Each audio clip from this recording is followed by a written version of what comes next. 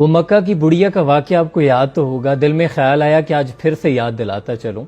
مکہ مکرمہ میں ایک مرتبہ یہ خوف و ہراس کی لہر پھیل گئی. سنا ہے مکہ میں کوئی جادوگر آیا ہے، جس سے ملتا ہے اس کا دین ہی چھین لیتا ہے، جو اس سے ملتا ہے اسی کا ہو جاتا ہے، اس کے اندیکھے خدا کی عبادت کرنے لگتا ہے. لوگ چونکہ باپ داداؤں سے لے کر بتوں کی پرستش کرنے والے تھے، بتوں سے بڑی محبت تھی، تو یہ دین چھوڑنے کو تیار نہیں تھے. لہٰذا ان کے دلوں میں یہ خوف بیٹھ گیا کہ کہیں اس جادوگر سے ملاقات نہ ہو جائے جو لوگوں کا دھرم چھین لیتا ہے. یہ بات چلتی چلتی ایک بڑھیا تک پہنچ گئی. بڑھیا بتوں کی پرستش کرنے والی تھی، باپ داداؤں سے لے کے بتوں کو پوچھنے والی تھی، بڑا عشق کرتی تھی. تو اسے اپنے دین کی فکر لاحق ہو گئی. کہنے لگی کہیں ایسا نہ ہو اس جادوگر سے میری سرراہ ملاقات ہو جائے اور مجھ سے وہ میرا دھرم چھین لے، اس لیے اس سے پہلے میں یہ شہر چھوڑ جاتی ہوں.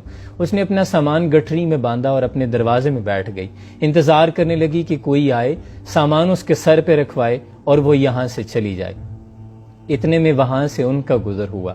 جس سہانی گھڑی چمکا طیبہ کا چاند، اس دل افروز ساتھ پہ لاکھوں سلام.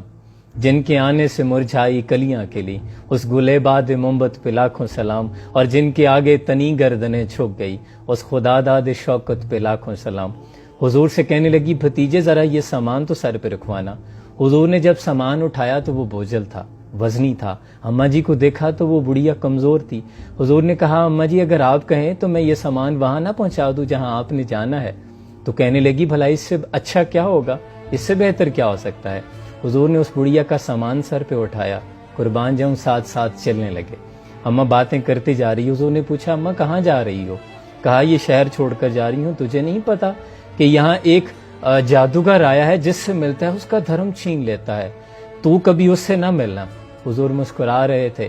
جہاں جانا تھا وہاں پہنچ کر سامان اتارا تو اماں کہنے لگی کہ بھتیجے اپنا نام تو بتا دے، جب میں یہاں سے جاؤں گی تو مکہ کے بارے میں بتاؤں گی کہ وہاں جادوگر ہے جو لوگوں کا دین چھین لیتا ہے. تو پھر لوگ کہیں گے کہ مکہ بڑی بری جگہ ہے. تو میں تیرا بتاؤں گی کہ وہاں ایک بڑا اچھا نوجوان بھی رہتا ہے، مجھے اپنا نام تو بتا دے.